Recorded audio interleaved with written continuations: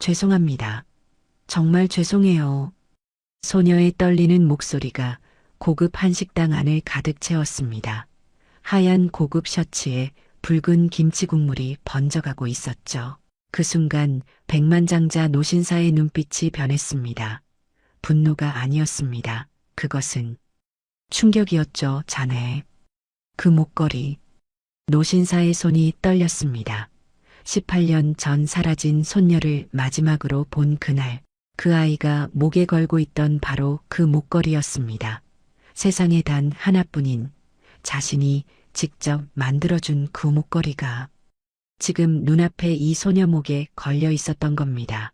그 전에 잠깐 이 영상이 마음에 드셨다면 구독과 좋아요 부탁드립니다. 그럼 지금부터 시작되는 이야기 속으로 함께 들어가 볼까요? 새벽 5시 낡은 원룸의 알람 소리가 울렸습니다. 지수는 눈을 비비며 일어나 옆에서 자고 있는 동생 민준이의 이불을 다시 덮어주었죠. 15살 민준이는 아직 깊은 잠에 빠져 있었습니다. 지수는 조용히 부엌으로 가서 도시락 2개를 준비하기 시작했습니다. 냉장고를 열어보니 계란 3개와 시든 채소 몇 가지가 전부였죠. 이번 달도 빠듯하네. 지수는 작게 한숨을 쉬었습니다.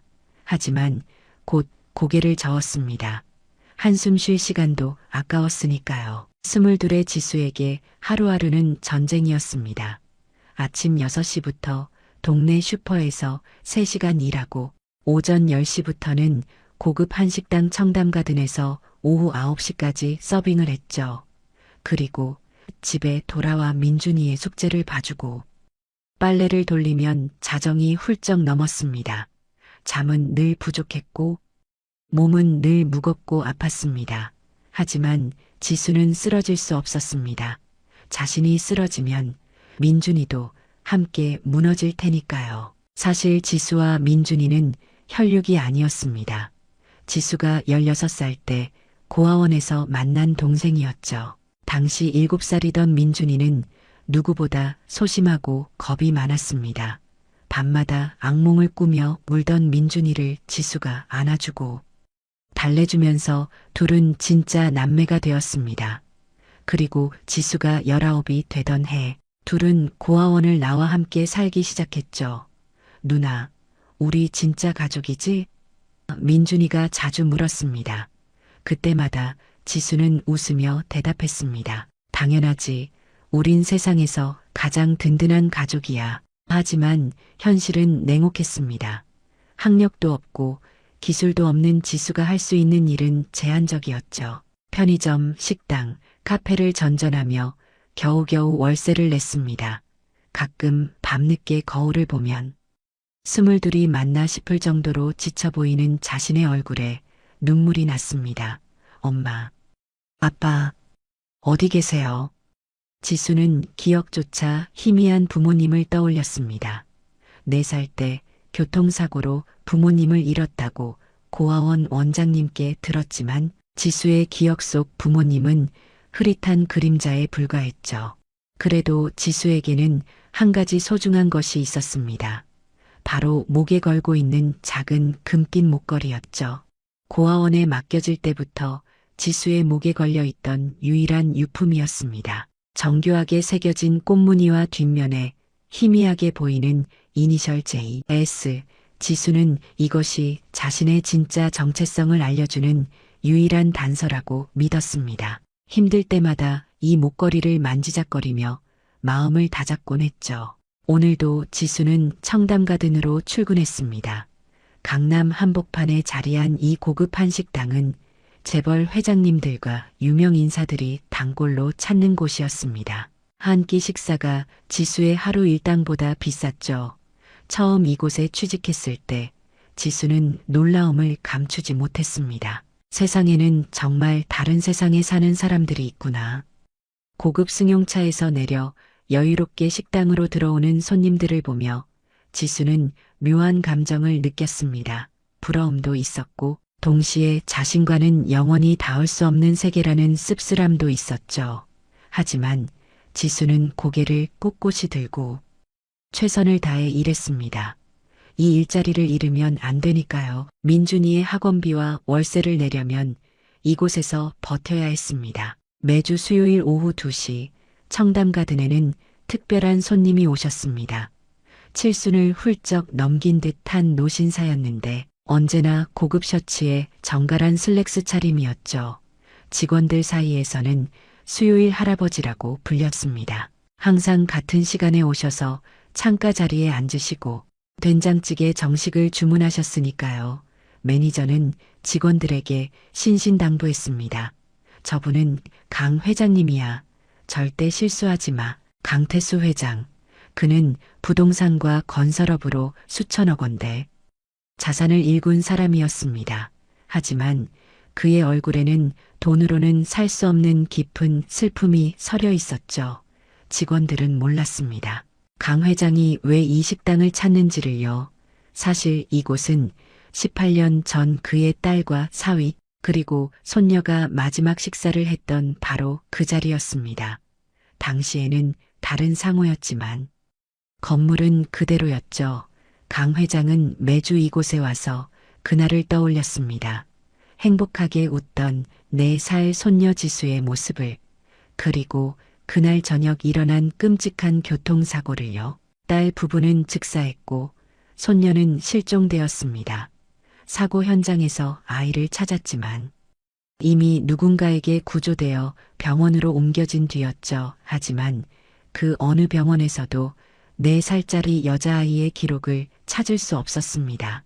마치 안개 속으로 사라진 것처럼 손녀는 흔적도 없이 사라졌습니다. 강 회장은 18년 동안 사설탐정을 고용하고 경찰에 수없이 진정서를 냈지만 소용없었습니다. 그렇게 세월이 흘렀고 이제 강 회장은 75이 되었죠. 지수야. 할아버지를 용서해다오. 그는 혼자 있을 때마다 중얼거렸습니다. 살아만 있다면. 지금쯤 22이 되었을 손녀를 생각하며 가슴을 쳤습니다. 이번 수요일도 강 회장은 어김없이 청담가든을 찾았습니다. 평소처럼 창가 자리에 앉아 메뉴판을 펼쳤죠. 그때 익숙한 목소리가 들렸습니다. 어서 오세요. 주문하시겠어요? 고개를 드는 순간 강 회장의 심장이 덜컥 내려앉았습니다. 눈앞에 서 있는 젊은 여종업원의 얼굴이 너무나 낯익었습니다. 저 손님? 지수가 다시 물었습니다. 강 회장은 정신을 차리고 가까스로 입을 열었습니다. 아, 미안하네. 된장찌개 정식으로 주겠나? 지수는 공손히 고개를 숙이고 주문을 받았습니다. 하지만 강 회장의 눈은 지수의 얼굴을 떠나지 못했습니다. 설마. 아니야, 그럴 리 없어. 그는 스스로를 진정시키려 했습니다. 18년 동안 수없이 착각했던 기억들이 떠올랐으니까요. 하지만 이상했습니다. 소녀가 돌아서는 순간 목에 걸린 무언가가 빛을 반사했죠. 강 회장의 눈이 커졌습니다. 저건. 설마. 그의 손이 떨리기 시작했습니다. 가슴이 두근거렸습니다. 이성은 우연이라고 말했지만 가슴 깊은 곳에서는 뭔가가 강하게 울렸습니다. 강 회장은 소녀를 유심히 관찰하기 시작했습니다. 걸음걸이, 말투, 손동작 하나하나를요. 그리고 오른쪽 광대뼈 위에 작은 점이 있다는 것도 발견했죠. 강 회장의 딸도 똑같은 위치에 점이 있었습니다. 우연치고는 너무 많은 것들이 일치했습니다. 식사가 나왔고 지수는 조심스럽게 상을 차렸습니다. 맛있게 드세요. 지수가 환하게 웃으며 말했습니다. 그 순간이었습니다. 강 회장의 몸이 굳어버렸죠. 그 웃는 얼굴이 18년 전 손녀의 웃음과 너무나 닮아 있었습니다. 심장이 터질 것 같았습니다. 숨이 막혔습니다. 할아버지. 할아버지 괜찮으세요? 옆 테이블 손님이 걱정스럽게 물었습니다. 강 회장은 손을 내저었습니다. 괜찮네. 괜찮아. 하지만 전혀 괜찮지 않았습니다. 이 소녀가 누구인지 반드시 알아내야 했습니다. 강 회장은 떨리는 손으로 숟가락을 들었지만 음식이 목으로 넘어가지 않았습니다. 계속해서 소녀를 훔쳐봤습니다. 지수는 다른 테이블을 돌며 주문을 받고 음식을 나르고 있었죠. 그때 주방에서 다급한 목소리가 들렸습니다. 지수야. 3번 테이블 김치찌개 빨리. 지수는 서둘러 뜨거운 김치찌개를 쟁반에 올렸습니다. 그리고 조심스럽게 홀을 가로질러 3번 테이블로 향했죠. 하지만 바로 그때였습니다. 다른 직원이 급하게 지나가면서 지수의 팔을 스쳤습니다. 순간 지수의 손에서 균형이 무너졌습니다. 뜨거운 김치찌개가 쟁반에서 기울어지기 시작했죠. 그리고 그 찌개는 정확히 옆 테이블에 앉아있던 강 회장의 하얀 셔츠 위로 쏟아졌습니다. 죄송합니다. 정말 죄송해요. 지수의 얼굴이 새하얗게 질렸습니다. 붉은 김치 국물이 강 회장의 고급 셔츠를 타고 흘러내렸죠. 주변 손님들이 일제히 이쪽을 쳐다봤습니다. 지수는 당황한 나머지 냅킨을 집어들고 셔츠를 닦으려 했습니다. 정말 죄송합니다. 제가 목소리가 떨렸고 눈에는 금방이라도 눈물이 쏟아질 것 같았습니다. 이 일자리를 잃으면 안 되는데 민준이 학원비는 어떻게 하나 온갖 걱정이 머릿속을 스쳤죠. 그런데 이상한 일이 벌어졌습니다. 강 회장은 화를 내지 않았습니다. 아니, 화를 낼 겨를도 없었습니다. 지수가 급하게 몸을 숙여 셔츠를 닦는 그 순간 목에 걸린 목걸이가 강 회장의 눈앞으로 흔들렸으니까요. 시간이 멈췄습니다. 강 회장의 눈이 그 목걸이에 고정되었습니다. 정교하게 새겨진 꽃무늬, 그리고 뒷면에 희미하게 보이는 이니셜 강 회장의 온몸에 전율이 흘렀습니다. 이럴 수가. 저건. 그의 입술이 파르르 떨렸습니다. 그 목걸이는 18년 전 손녀 지수의 첫 돌날 자신이 직접 금은방에 주문 제작해서 선물한 바로 그 목걸이였습니다. 세상에 단 하나뿐인 그 목걸이였습니다. 뭐 하는 거야? 지수. 매니저 박 부장의 날카로운 목소리가 식당 안을 가득 채웠습니다. 그는 급히 달려와 상황을 파악했죠. 강 회장의 셔츠에 쏟아진 붉은 국물, 그리고 당황해서 어쩔 줄 모르는 지수의 모습, 박 부장의 얼굴이 불그락푸르락 변했습니다. 아니, 이게 몇 번째야? 말했잖아. 조심하라고. 그의 목소리는 점점 커졌습니다. 주변 손님들의 시선이 모두 이쪽으로 쏠렸죠. 지수는 고개를 푹 숙인 채 떨리는 목소리로 대답했습니다. 죄송합니다. 정말 죄송합니다. 박 부장은 강 회장에게 허리를 깊숙이 숙였습니다. 회장님, 정말 죄송합니다. 제가 교육을 제대로 못 시킨 탓입니다. 그리고는 다시 지수에게로 고개를 돌렸습니다. 당장 짐 싸. 오늘로 끝이야. 그 말에 지수의 얼굴이 새하얗게 질렸습니다. 부장님. 제발요, 한 번만 용서해 주세요. 목소리가 떨렸습니다. 눈가가 붉어졌죠. 민준이 학원비가 다음 주에 월세를.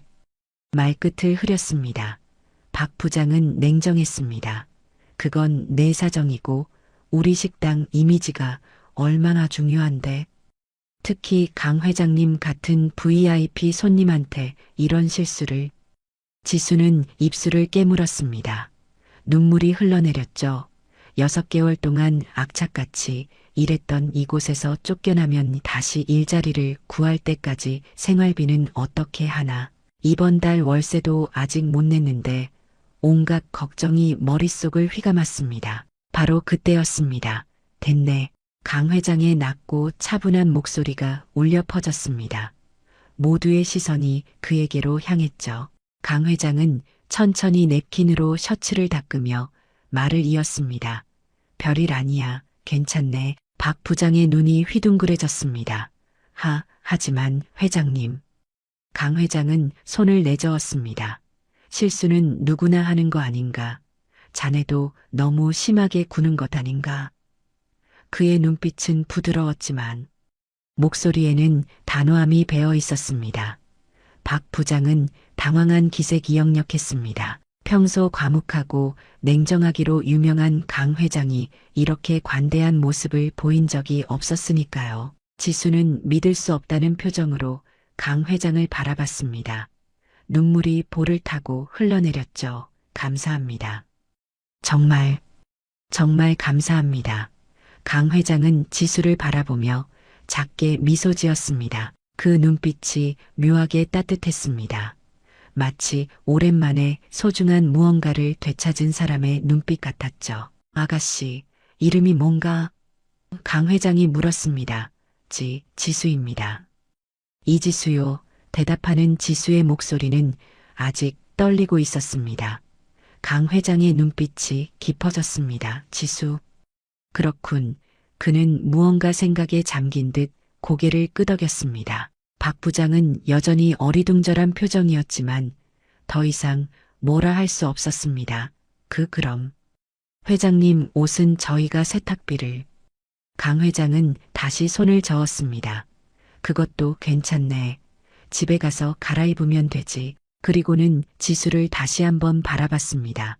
자네, 일 계속해도 되네. 너무 상심하지 말게. 지수는 감격해서 또다시 고개를 숙였습니다. 정말 감사합니다. 회장님, 강 회장은 자리에서 일어났습니다. 그리고 박 부장에게 말했습니다.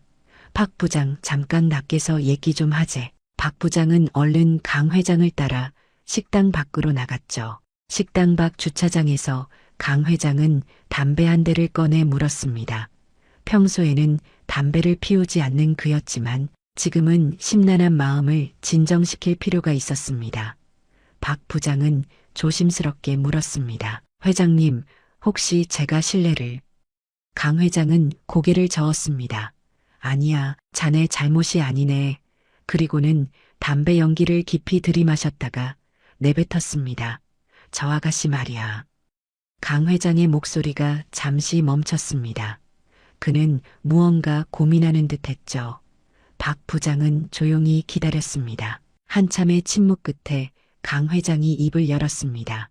저 아가씨, 내가 데려가고 싶네. 박 부장의 눈이 커졌습니다. 네, 무슨 말씀이신지. 강 회장은 천천히 말했습니다. 우리 회사에서 일을 시키고 싶어. 비서실이나 다른 부서에. 박 부장은 더욱 당황했습니다. 하지만 회장님, 저 아이는 학력도 없고 경력도.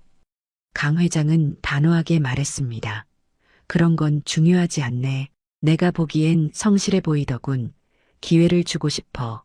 박 부장은 이해할 수 없다는 표정이었지만 감히 반대할 수 없었습니다. 알겠습니다. 회장님, 그럼 제가 따로 연락처를 받아서. 강 회장은 고개를 저었습니다. 아니, 내가 직접 얘기하겠네. 다시 식당 안으로 들어온 강 회장은 카운터에서 일하고 있는 지수를 불렀습니다. 지수 씨, 잠깐 시간 있나? 지수는 놀란 표정으로 다가왔습니다. 네, 회장님. 강 회장은 부드럽게 웃으며 말했습니다. 혹시 저녁에 시간 되나? 할 얘기가 있어서 말이야. 지수는 어리둥절했습니다. 무슨 얘기를 하시려는 걸까? 혹시 손해배상이라도 청구하시려나? 온갖 생각이 스쳤죠. 하지만 거절할 수 없었습니다. 네? 오늘 9시에 퇴근인데 괜찮으실까요? 강 회장은 고개를 끄덕였습니다. 좋네. 그럼 그때 보세. 그렇게 말하고 강 회장은 식당을 나섰습니다. 지수는 멍하니 그의 뒷모습을 바라봤습니다.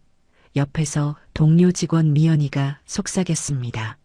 야, 지수야, 대박이다. 강 회장님이 너한테 관심 있나 봐. 지수는 고개를 저었습니다. 무슨 소리야. 그냥 혼내시려고 그러시는 거겠지. 하지만 마음 한구석이 이상했습니다. 강 회장의 눈빛이 계속 머릿속에 맴돌았죠. 그 눈빛은 화난 것도 무서운 것도 아니었습니다. 오히려 그것은 슬프고 그리운 눈빛이었습니다. 마치 오랫동안 잃어버렸던 무언가를 찾은 듯한 그런 눈빛이었죠. 지수는 가슴이 두근거렸습니다. 이유는 알 수 없었지만 뭔가 중요한 일이 벌어질 것 같은 예감이 들었습니다. 그날 오후 내내 지수는 일에 집중할 수 없었습니다. 강 회장은 대체 무슨 얘기를 하려는 걸까? 저녁 약속 시간이 다가올수록 불안과 기대가 뒤섞였죠.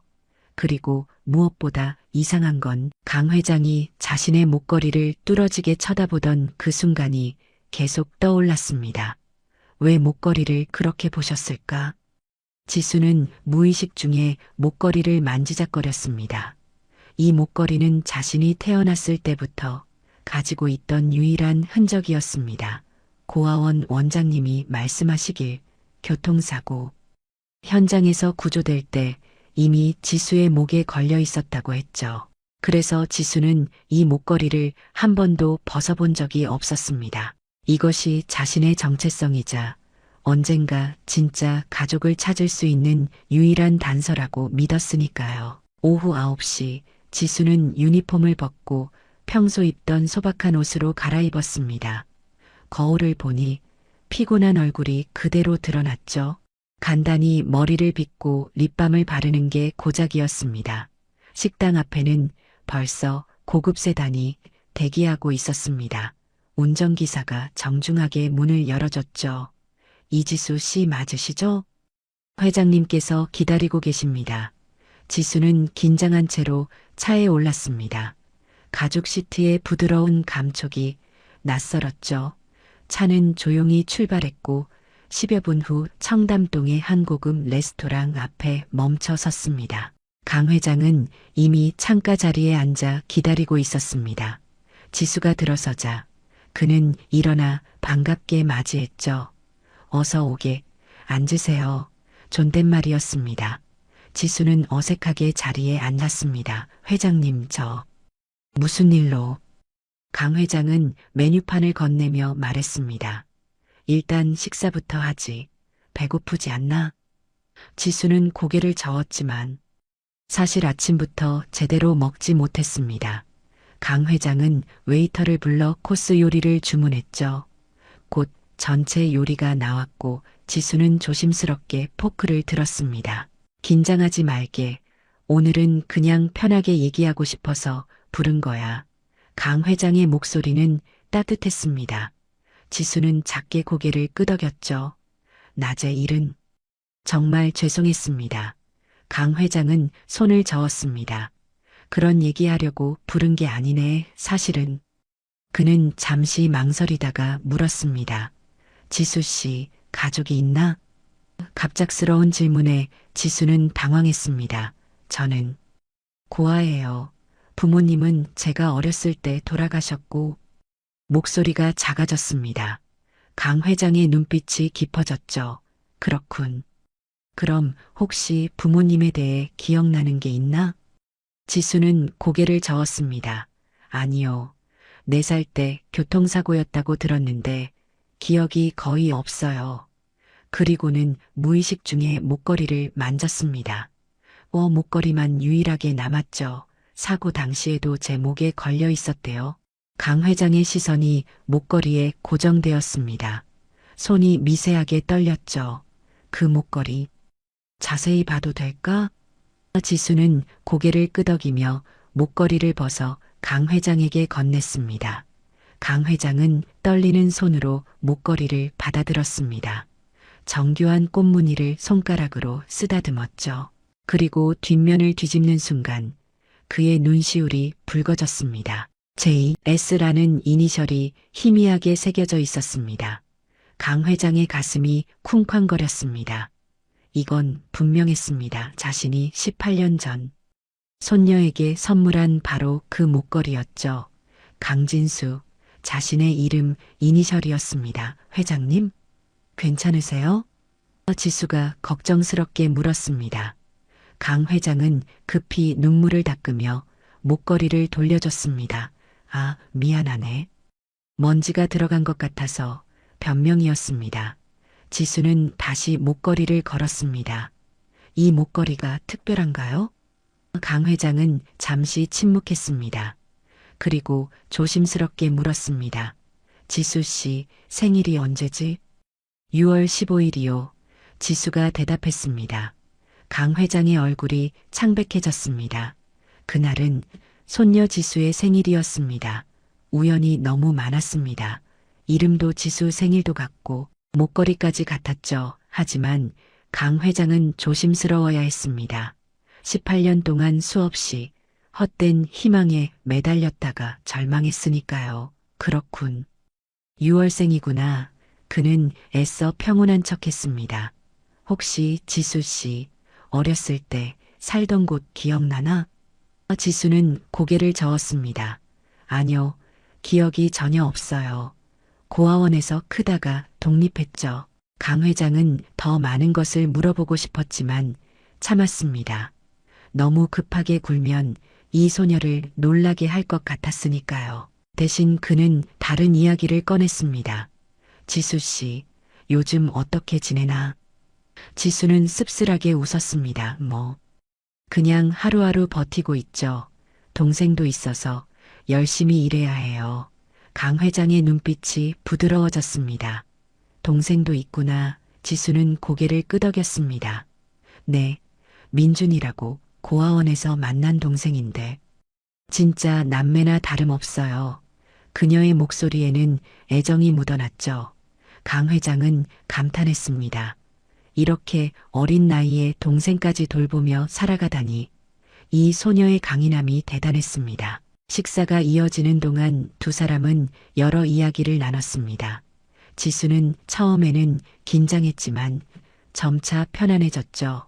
강 회장은 좋은 할아버지 같았습니다. 그의 질문들은 진심 어린 관심에서 나온 것 같았으니까요. 지수 씨 말버릇이 독특하네. 진짜라는 말을 자주 쓰는구만. 강 회장이 웃으며 말했습니다. 지수는 부끄러워하며 대답했습니다. 아, 그러나요? 습관인가 봐요. 강 회장은 속으로 놀랐습니다. 자신의 딸도 진짜라는 말을 입버릇처럼 했었죠.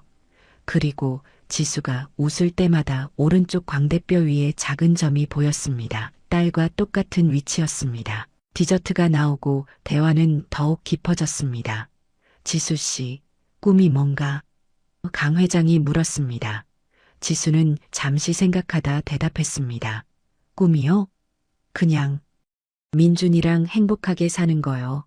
작은 집이라도 좋으니 우리만의 공간에서 걱정 없이 살고 싶어요. 소박한 꿈이었습니다. 하지만 그 꿈조차 이루기 힘든 게 현실이었죠. 강 회장은 뭉클했습니다. 이 소녀가 정말 자신의 손녀라면 지난 18년 동안 얼마나 힘들게 살았을까. 가슴이 미어졌습니다. 지수 씨, 내가 도와주고 싶네. 강 회장이 진지하게 말했습니다. 우리 회사에서 일하지 않겠나? 제대로 된 일자리를 주겠네. 지수는 깜짝 놀랐습니다. 정말요? 하지만 저는 학력도 없고. 강 회장은 고개를 저었습니다. 그런 건 중요하지 않네. 성실하고 책임감 있으면 돼. 자네는 충분히 그런 사람이야. 지수의 눈에 눈물이 맺혔습니다. 감사합니다. 정말 감사해요. 강 회장은 따뜻하게 미소 지었습니다. 천천히 생각해보게. 내일 당장 대답하지 않아도 돼. 하지만 속으로는 다른 생각을 하고 있었습니다. 이 소녀가 정말 손녀인지 확실하게 알아내야 했죠. 유전자 검사를 해야 했습니다. 식사가 끝나고 강 회장은 지수를 집까지 태워다 주었습니다. 차 안에서 지수는 연신 감사 인사를 했죠. 오늘 정말 감사했어요. 회장님, 강 회장은 고개를 끄덕였습니다. 천천히 생각해보고. 연락 주게. 지수가 차에서 내려 작별 인사를 하고 낡은 빌라 안으로 들어갔습니다. 강 회장은 그 모습을 한참 동안 바라봤습니다. 가슴이 미어졌습니다. 저렇게 낡은 곳에서 살고 있다니 만약 정말 손녀라면 그는 생각하기도 싫었습니다. 차가 출발하자 강 회장은 비서에게 전화를 걸었습니다. 김 비서, 내일 아침 일찍 사무실로 오게. 급한 일이 있네. 전화를 끊고 강 회장은 창밖을 바라봤습니다. 그의 눈에는 눈물이 맺혀 있었죠. 지수야, 정말 내가 맞니? 혼잣말이 차 안에 울렸습니다. 18년 동안 할아버지가 얼마나 찾았는데. 목이 메었습니다. 하지만 아직 확신할 수 없었습니다. 너무 많이 실망했던 지난 세월이 그를 조심스럽게 만들었죠. 내일이면 알게 되겠지. 유전자 검사를 하면. 강 회장은 창밖의 밤하늘을 바라보며 기도했습니다. 제발 이번에는 진짜이기를, 제발 손녀를 되찾을 수 있기를 간절히 빌었습니다. 다음 날 아침 7시 강 회장은 사무실에 출근했습니다. 평소보다 2시간이나 빠른 시간이었죠. 책상 위에는 밤새 뒤척이며 적어놓은 메모들이 가득했습니다. 이지수, 6월 15일생, 교통사고, 고아, 목걸이, 말버릇, 광대뼈의 점 모든 것이 일치했습니다. 하지만 강 회장은 확신이 필요했죠. 18년 동안 수십 번의 헛된 희망을 경험했던 그였습니다. 이번에는 신중해야 했습니다. 김 비서가 노크 소리와 함께 들어왔습니다. 회장님, 부르셨습니까? 강 회장은 고개를 들어 그를 바라봤습니다. 김 비서는 10년 넘게 강 회장을 보좌해온 충직한 사람이었죠. 김 비서, 자네만 믿고 부탁하는 일이네. 강 회장의 목소리는 무겁고 진지했습니다. 김 비서는 곧바로 자세를 바로잡았습니다. 말씀하십시오. 회장님, 강 회장은 지수의 신상 정보가 적힌 메모를 건넸습니다. 이 사람에 대해 알아봐주게. 출생 기록, 고아원 기록, 그리고 그는 잠시 망설이다 말을 이었습니다. 유전자 검사를 진행하고 싶네. 김 비서의 눈이 커졌습니다. 혹시 아가씨와 관련된 말끝을 흐렸습니다. 강 회장은 천천히 고개를 끄덕였습니다. 그럴지도 모르겠네. 하지만 아직 확신할 수 없어. 그래서 정확한 조사가 필요한 거야. 김 비서는 회장의 얼굴을 보았습니다. 18년 동안 손녀를 찾아 헤매던 그의 모습을 너무나 잘 알고 있었죠. 수없이 희망을 품었다가 절망했던 그 세월을 알겠습니다. 최대한 빨리 조사하겠습니다. 김 비서는 메모를 받아들고 사무실을 나섰습니다. 강 회장은 홀로 남아 창밖을 바라봤습니다. 서울의 아침 풍경이 눈에 들어왔지만 제대로 보이지 않았죠. 머릿속은 온통 지수 생각뿐이었습니다. 만약 정말 손녀라면 어떻게 해야 할까? 갑자기 나타나서 할아버지라고 말하면 지수는 믿을까? 혼란스러울까? 거부할까? 온갖 생각이 머릿속을 휘감았습니다. 지수야. 정말 내가 맞기를. 그는 작게 중얼거렸습니다. 가슴 한구석이 아려왔죠. 한편 김 비서는 즉시 움직이기 시작했습니다. 먼저 사설탐정사무소의 박 팀장에게 연락을 했죠. 박 팀장은 지난 18년 동안 강 회장의 손녀를 찾는 일을 맡아왔던 사람이었습니다. 박 팀장, 긴급한 조사건입니다. 김 비서는 지수의 정보를 전달했습니다. 박 팀장은 즉시 팀원들을 동원해 조사에 착수했죠. 고아원 기록, 학교 기록, 주민등록 등 가능한 모든 서류를 뒤졌습니다. 이틀 후 박 팀장에게서 첫 번째 보고가 들어왔습니다. 회장님, 이지수 씨의 기록을 찾았습니다. 박 팀장은 두툼한 파일을 책상 위에 올려놓았습니다. 강 회장은 떨리는 손으로 파일을 펼쳤죠. 2007년 6월 15일생, 정확히 22이고요. 박 팀장이 설명을 시작했습니다. 2011년 3월 서울 강남구에서 발생한 교통사고로 고아원에 입소했습니다. 당시 4살이었죠. 강 회장의 심장이 두근거렸습니다. 시기가 정확히 일치했습니다. 자신의 딸 부부가 사고로 세상을 떠난 바로 그때였죠. 계속하게 강 회장이 촉구했습니다. 박 팀장은 다른 서류를 꺼냈습니다. 사고 당시 신원 확인이 불가능했고 아이는 의식불명 상태로 병원에 입원했습니다. 일주일 후 의식을 회복했지만 사고 전 기억을 거의 잃은 상태였죠. 강 회장은 숨을 크게 들이마셨습니다. 그래서 부모님을 찾지 못한 건가? 박 팀장은 고개를 끄덕였습니다. 네, 당시 경찰이 수사를 진행했지만 신원을 특정하지 못했고 결국 고아원으로 보내졌습니다. 강 회장의 눈에서 눈물이 흘러내렸습니다. 내 손녀가 그렇게 혼자 얼마나 무서웠을까. 박 팀장은 또 다른 서류를 꺼냈습니다. 그리고 회장님, 이것 좀 보십시오. 그것은 18년 전의 실종 신고서였습니다. 강 회장 본인이 작성한 서류였죠. 거기에는 당시 4살이던 손녀 지수의 사진이 붙어 있었습니다. 이 사진과 박 팀장은 최근 촬영한 이지수의 사진을 나란히 놓았습니다. 현재 이지수 씨의 얼굴을 비교해 봤습니다. 두 사진 속 얼굴은 놀라울 정도로 닮아 있었습니다. 특히 오른쪽 광대뼈 위에 작은 점은 동일한 위치에 있었죠. 얼굴 인식 프로그램으로 분석한 결과 박 팀장이 말을 이었습니다. 87%의 일치율을 보였습니다. 강 회장은 사진을 손에 쥐고 한참을 바라봤습니다. 18년 전 그날 행복하게 웃던 손녀의 모습이 떠올랐죠. 지수야. 진짜 내가 맞구나. 목이 메었습니다. 눈물이 멈추지 않았습니다. 김 비서는 조용히 물티슈를 건넸습니다. 회장님, 유전자 검사 결과도 곧 나옵니다. 강 회장은 고개를 끄덕였습니다. 그래. 확실히 해야지. 또 이틀이 지났습니다.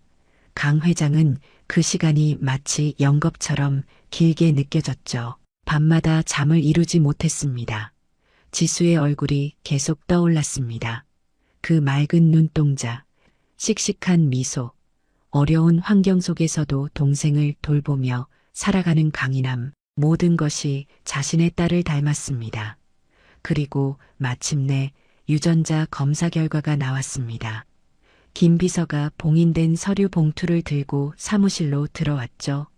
회장님, 결과가 나왔습니다. 강 회장은 떨리는 손으로 봉투를 받았습니다. 봉투를 뜯는 그의 손이 심하게 떨렸습니다. 김 비서는 조용히 지켜봤죠. 강 회장은 천천히 서류를 꺼내 읽기 시작했습니다. 그리고 결과를 확인하는 순간 그는 그대로 주저앉았습니다. 99.99%. 생물학적 조부관계. 목소리가 떨렸습니다. 김 비서도 눈시울이 붉어졌습니다. 축하드립니다. 회장님, 드디어 아가씨를 찾으셨습니다. 강 회장은 얼굴을 손으로 감싸고 울음을 터뜨렸습니다. 18년 동안 참았던 눈물이 쏟아졌죠. 지수야. 내 손녀. 드디어. 한참을 울고 난 후 강 회장은 간신히 마음을 진정시켰습니다. 이제 어떻게 해야 하나? 그는 중얼거렸습니다. 갑자기 나타나서 할아버지라고 하면 지수가 받아들일 수 있을까? 김 비서가 조심스럽게 말했습니다. 천천히 진실을 알려드리는 게 좋을 것 같습니다.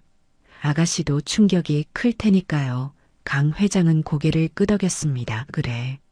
신중하게 접근해야지. 하지만 그는 서류를 다시 바라봤습니다. 더 이상 기다릴 수가 없네. 당장이라도 달려가서 안아주고 싶어. 18년 동안의 그리움이 한꺼번에 밀려왔습니다. 내일 다시 식당으로 가겠네. 강 회장이 결심했습니다. 그리고 지수를 만나 진실을 말할 거야. 김 비서는 걱정스러운 표정이었습니다. 회장님, 준비를 좀 더. 강 회장은 고개를 저었습니다. 아니야. 이미 18년을 기다렸네. 더 이상은 못 기다려. 그의 목소리는 단호했습니다. 내일 지수에게 모든 걸 말할 거야. 목걸이도 사고도. 그리고 우리가 가족이라는 것도. 김 비서는 한숨을 쉬며 고개를 끄덕였습니다. 알겠습니다. 제가 준비하겠습니다. 강 회장은 창밖을 바라보며 생각했습니다. 내일이면 손녀를 되찾을 수 있을까? 지수는 자신을 받아들여 줄까? 기대와 불안이 뒤섞였지만 무엇보다 큰 것은 설렘이었습니다. 드디어 가족을 되찾을 수 있다는 설렘이었죠. 다음 날 수요일 강 회장은 평소보다 일찍 청담가든에 도착했습니다. 손에는 18년 전 사진들이 담긴 낡은 앨범을 들고 있었죠. 심장이 두근거렸습니다. 오늘 드디어 손녀에게 진실을 말할 것입니다. 식당 문을 열고 들어서자 지수가 홀을 정리하고 있었습니다. 어서 오세요. 회장님, 지수는 밝게 인사했습니다. 강 회장은 떨리는 목소리로 대답했습니다. 지수 씨, 오늘 시간 좀 내줄 수 있나? 꼭 할 얘기가 있네. 지수는 고개를 끄덕이고 강 회장을 창가 자리로 안내했습니다. 두 사람이 마주 앉아 강 회장은 한참을 망설였죠. 어디서부터 어떻게 말해야 할까? 지수는 걱정스럽게 물었습니다. 회장님, 무슨 일이세요? 안색이 안 좋으신데. 강 회장은 깊게 숨을 들이마셨습니다. 지수 씨, 혹시 그 목걸이 기억하나? 지수는 무의식 중에 목걸이를 만졌습니다. 네, 이거요? 제가 어렸을 때부터 가지고 있던 건데. 강 회장은 조심스럽게 물었습니다. 그 목걸이 누가 준 건지 혹시 아나? 지수는 고개를 저었습니다. 잘 모르겠어요. 고아원 원장님이 그러시길 제가 사고 났을 때 이미 목에 걸고 있었대요. 아마 엄마나 아빠가 주신 것 같은데. 목소리가 작아졌습니다. 강 회장의 눈시울이 붉어졌습니다. 지수 씨, 사실은 그는 가방에서 낡은 사진 한 장을 꺼냈습니다. 이 사진 좀 봐주겠나? 지수는 사진을 받아들었습니다. 거기에는 젊은 부부와 4살쯤 된 여자아이가 찍혀 있었죠. 그리고 그 아이의 목에는 이건 지수의 손이 떨렸습니다. 이 목걸이. 그 목걸이는 내가 만들었네. 강 회장의 목소리가 떨렸습니다. 18년 전 내 손녀의 첫 돌날. 직접 주문 제작해서 선물한 거야. 지수는 사진과 자신의 목걸이를 번갈아 바라봤습니다. 똑같았습니다. 정교한 꽃무늬까지 모든 게 일치했죠. 그럼 이 아이가. 지수의 목소리가 떨렸습니다. 강 회장은 눈물을 흘리며 고개를 끄덕였습니다. 그 아이가 바로 자네야. 지수의 얼굴이 창백해졌습니다. 무슨 말씀이세요? 강 회장은 더 많은 사진들을 꺼냈습니다. 아기 때부터 4살까지의 지수 사진들이었죠. 18년 전 내 딸과 사위가 교통사고로 세상을 떠났네. 강 회장의 목소리가 갈라졌습니다. 그리고 4살이던 손녀가 실종됐지. 온 세상을 뒤졌지만 찾을 수가 없었어. 지수는 믿을 수 없다는 표정으로 강 회장을 바라봤습니다. 저는 고아원에서. 강 회장은 고개를 끄덕였습니다. 사고 후 누군가 자네를 병원에 데려갔고 신원을 확인할 수 없어서 고아원으로 보내졌던 거야. 지수의 눈에서 눈물이 흘러내렸습니다. 그럼 제 부모님이. 자네 엄마는 내 딸이었네. 강민아. 강 회장이 또 다른 사진을 보여줬습니다. 아름다운 젊은 여성의 사진이었죠. 그리고 자네 아빠는 이준호. 정말 좋은 사람이었지. 지수는 사진을 보며 울음을 터뜨렸습니다. 엄마, 아빠. 평생 궁금했던 부모님의 얼굴이었습니다. 얼마나 보고 싶었던지, 얼마나 그리웠던지. 그리고 자네는. 강 회장이 떨리는 손으로 지수의 손을 잡았습니다. 내 손녀야, 강지수. 지수는 더 이상 참을 수 없었습니다. 할아버지. 그 말이 입 밖으로 나오는 순간 18년 동안 쌓였던 외로움이 한꺼번에 무너져 내렸습니다. 강 회장은 자리에서 일어나 지수를 꼭 안아주었습니다. 미안하다. 지수야. 18년 동안 찾지 못해서 정말 미안해. 지수는 강 회장의 품에서 한없이 울었습니다. 할아버지. 할아버지. 주변 손님들과 직원들이 모두 이쪽을 바라봤습니다. 무슨 일인지 정확히는 몰랐지만 감동적인 순간이라는 것은 알 수 있었죠. 박 부장도 멀리서 지켜보다 눈시울을 붉혔습니다. 18년 만에 드디어. 그도 감격했습니다. 매주 식당을 찾아오던 강 회장의 슬픈 눈빛을 알고 있었으니까요. 한참을 울고 난 후 두 사람은 다시 자리에 앉았습니다. 지수는 눈물을 닦으며 물었습니다. 정말 제가 할아버지 손녀가 맞나요? 강 회장은 미소를 지으며 서류 봉투를 꺼냈습니다. 유전자 검사 결과야 99.99% 일치하네. 지수는 서류를 보며 다시 눈물을 흘렸습니다. 꿈만 같았습니다. 평생 혼자라고 생각했는데 가족이 있었던 겁니다. 진짜 가족이. 민준이는 어떡하죠? 지수가 걱정스럽게 물었습니다. 제 동생도 함께 살 수 있을까요? 강 회장은 따뜻하게 웃었습니다. 당연하지. 민준이도 이제 우리 가족이야. 지수는 더욱 감격했습니다. 감사합니다. 할아버지, 정말 감사해요. 강 회장은 지수의 손을 꼭 잡았습니다. 이제 걱정하지 마. 할아버지가 다 책임질 테니까. 그리고 약속했습니다. 좋은 집에서 살게 해주고 하고 싶은 공부도 다 하게 해줄게. 민준이도 마찬가지고. 지수는 눈물로 범벅이 된 얼굴로 고개를 끄덕였습니다. 네, 할아버지. 그날부터 지수와 민준이의 삶은 완전히 바뀌었습니다. 강 회장은 두 아이를 자신의 별장으로 데려왔죠. 넓은 정원이 있는 아름다운 집이었습니다. 민준이는 처음 보는 큰 집의 놀라움을 감추지 못했습니다. 누나, 여기가 정말 우리 집이야? 지수는 웃으며 대답했습니다. 그래, 민준아, 이제 우리도 집이 생겼어. 강 회장은 두 아이를 바라보며 행복한 미소를 지었습니다. 텅 비어있던 집에 드디어 웃음소리가 가득 찼습니다. 지수는 대학 진학을 준비하기 시작했고 민준이는 좋은 학교로 전학을 갔습니다. 하지만 무엇보다 중요한 것은 이제 더 이상 혼자가 아니라는 사실이었죠.